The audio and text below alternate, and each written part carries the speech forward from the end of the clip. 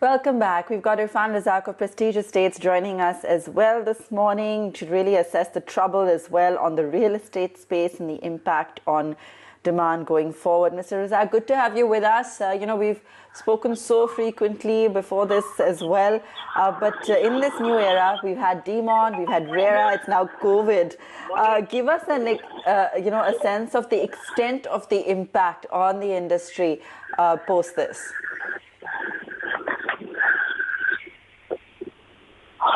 You see, now we are going through a very different time. Right now, currently, the only thing that we are thinking of is how we can keep the situation safe, how can we keep our customers safe, and how we can keep things in order. And at some point of time, the whole thing needs to be relooked. At the moment, the thing is, we are just servicing our customers. We are evaluating the situation on the ground. And I believe whatever that's been done by the government just now currently is excellent. It's an amazing job they've done. But from here on the business side, we have to see how things will pan out, how things will change, how things can be brought to in control. So it's just a matter of time. I think we've already seen 2 weeks of lockdown. There's one more week that is to go by. And hopefully if the curve comes down, there will be some partial opening up. But I think all in all, we are on a good wicket. All in all, I think we are doing pretty well as far as the situation is concerned. But coming back to business, yes, business, I believe that going forward, there will be a lot of opportunities and there will be a lot of things to be done. And I believe that going forward, there are going to be lots more opportunities.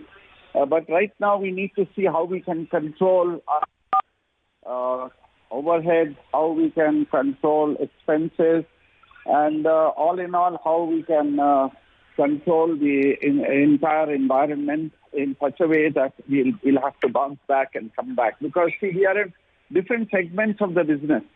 And the important segment is the housing, which I believe that now, looking at the situation, there is an opportunity for us.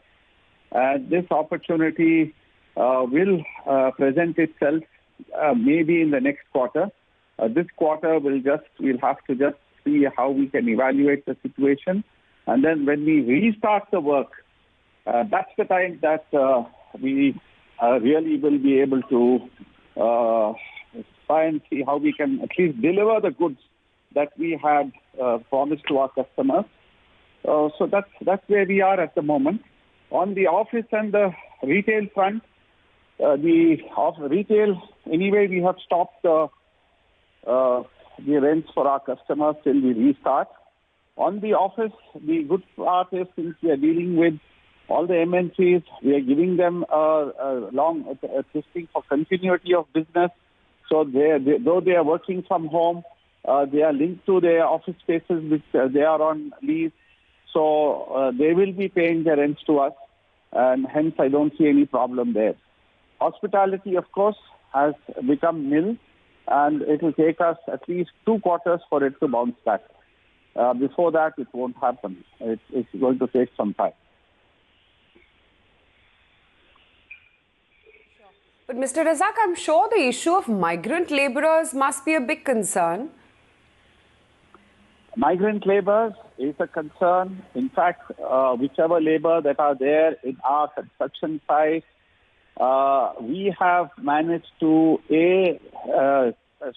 sensitize them on hygiene.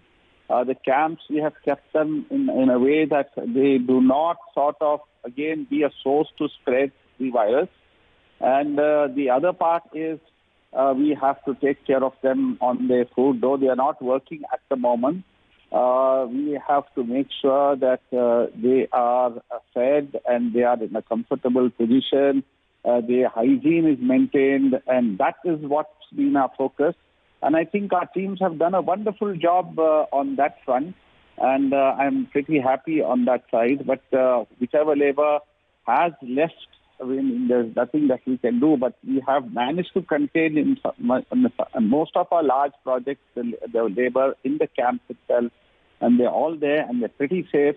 And medical checks also have been given. And this is not only in Bangalore. We are doing that in Hyderabad, in Kochi. In fact, in Kochi also we have a major labor camp where we're doing an IT park in a shopping center, and also in Chennai. So all these 4 cities, wherever we are present, where work was on in full swing, we are taking care of the labor, we are taking care of their hygiene and making sure that they don't be a source from where the virus can spread.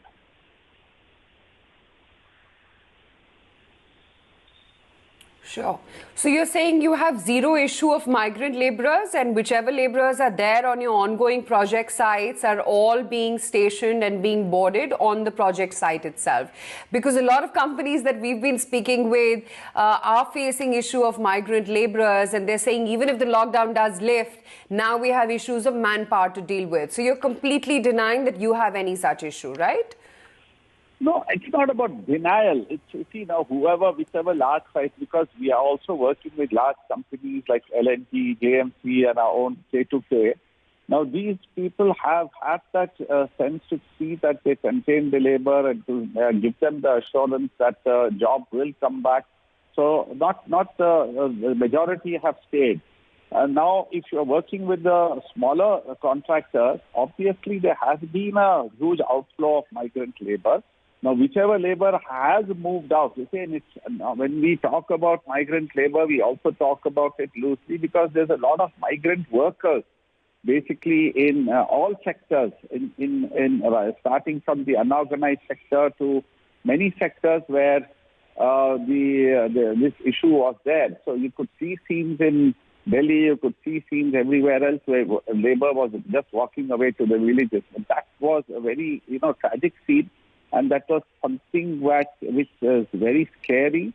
And I only hope they do settle down. In fact, in Bangalore, our CADAI members have actually given a suggestion that they open up the marriage halls where the labor can be housed till the outbreak subsides. And the government has taken a step towards it. And whichever labor that was walking away, they have kept them there so that they are kept in safe and hygienic conditions. Yes, there will be a sort of a problem because it's not only civil contracting, it's all aspects of the construction, including electrical, plumbing, and the like. There will be a certain percentage that needs to come back. And once the job comes in and once the entire situation becomes safe and there's a confidence, I think they will come back. But there will be a break in work. And hopefully if we open up, we should be able to at least resume at least on a 50 to 75% capacity.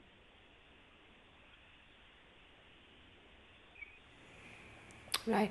Mr. Razack, good to speak with you. Stay safe and we'll chat again once the lockdown lifts.